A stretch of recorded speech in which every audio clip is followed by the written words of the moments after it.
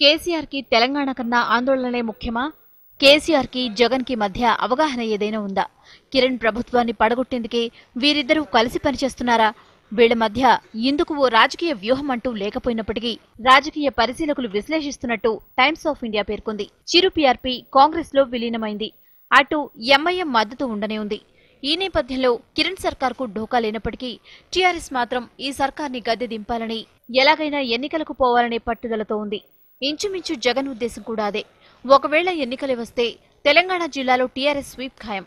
కోస్తా రాయలసీమ జిల్లాలో Jagan party position ఇదమిద్దంగా తేలినప్పటికీ దాదాపు 175 సీట్లలో ఈ పార్టీ బలం పెరగవచ్చునని భావిస్తున్నారు.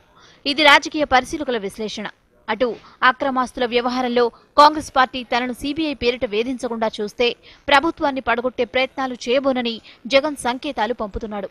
టీఆర్ఎస్ అభిప్రాయం కూడా ఇదే. ఏమైనా తెలంగాణ ఆందోళన విషయంలో కిరణ్ సర్కార్ మీనమేషాలు లెక్కపెడుతోంది.